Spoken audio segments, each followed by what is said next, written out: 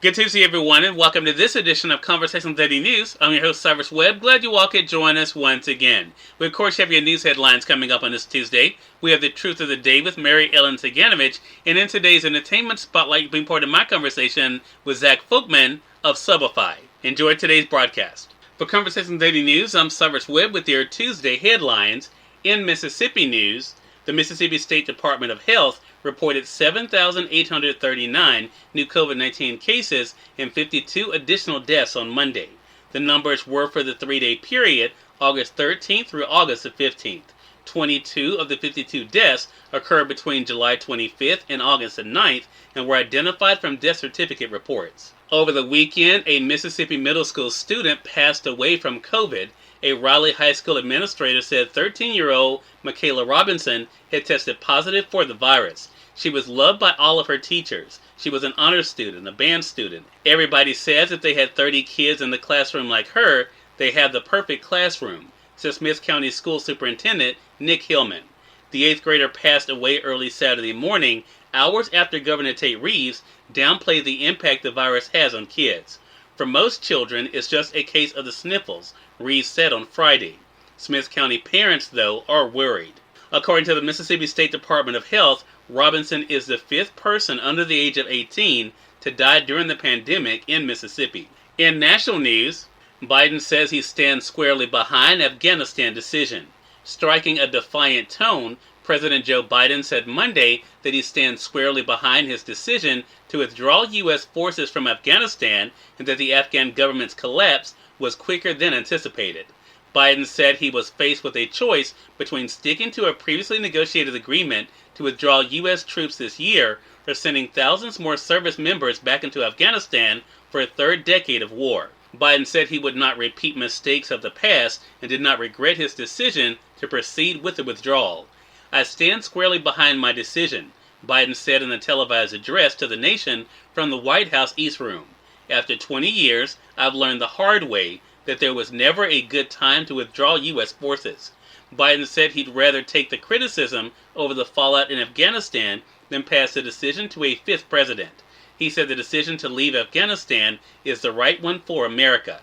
He said keeping a U.S. presence in Afghanistan was no longer a U.S. national security interest. In international news, search for survivors continue after Haiti earthquake. Rescuers and scrap metal scavengers dug into the floors of a collapsed hotel on Monday in the quake-ravaged coastal town where 15 bodies had already been extracted.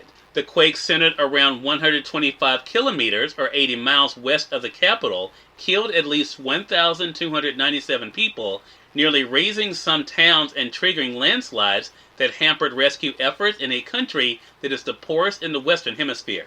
Haiti already was struggling with the coronavirus pandemic, gang violence, worsening poverty, and the political uncertainty following the July 7th assassination of the president when the quake struck on Saturday. And the devastation could soon worsen with the coming of Tropical Depression Grace, predicted to hit Haiti with strong winds, heavy rains, and mudslides, as well as flash flooding.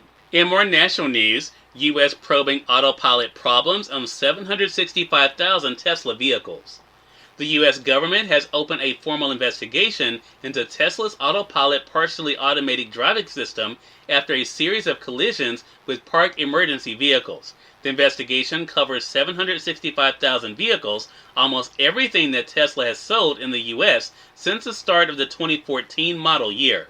Of the crashes identified by the National Highway Traffic Safety Administration as part of the probe, 17 people were injured and 1 was killed. And finally, in entertainment news, Ray Charles the Judge to join Country Music Hall of Fame.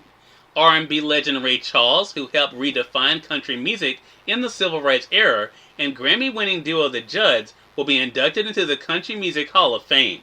The Country Music Association on Monday announced a new class of Hall of Fame members who will formally be inducted in a ceremony in 2022. Charles, who died in 2004, showed the commercial potential of country music when he released Modern Sounds in Country and Western Music in 1962. He later recorded a duets album featuring country legends Willie Nelson, Merle Haggard, and Johnny Cash. Cyrus Webb, Conversations Daily News. It's now time for the Truth of the Day with Mary Ellen Ciganovich. Mary Ellen, take it away. Hi, this is Mary Ellen with your Truth of the Day. all the answers are within you. Many of you seek answers to life questions by looking outside of yourself. You give yourself reasons why you can't have the life you desire. You give other people excuses and reasons for mistreating you or letting you down. Trusting your knowings, God's voice, your inner wisdom, may be awkward at first, particularly if you grew up around people who taught you to always look to others for your own answers. All of us have exclusive access to our inner knowings, to the voice of God. The only thing you have to do is listen. Be patient as you relearn to hear, receive, understand your internal guidance system. When you trust yourself for all your answers, you will instinctively know what is right for you.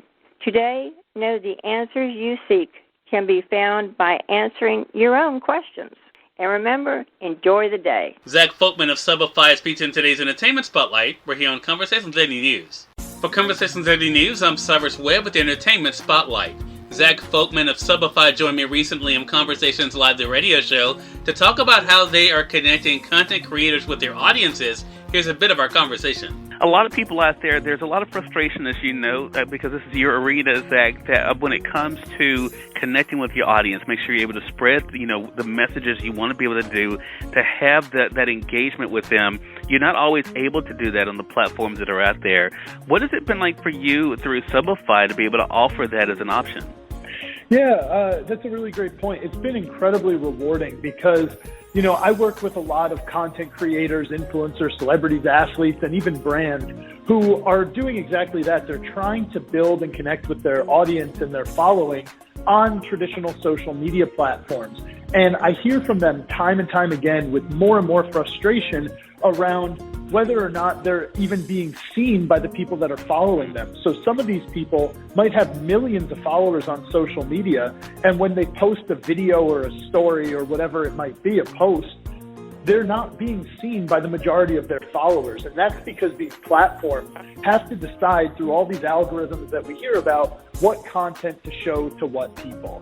And for us, we know that if I follow somebody on social media, I have to actively search them out to keep up with what they're doing. I'm not being notified every time they take an action.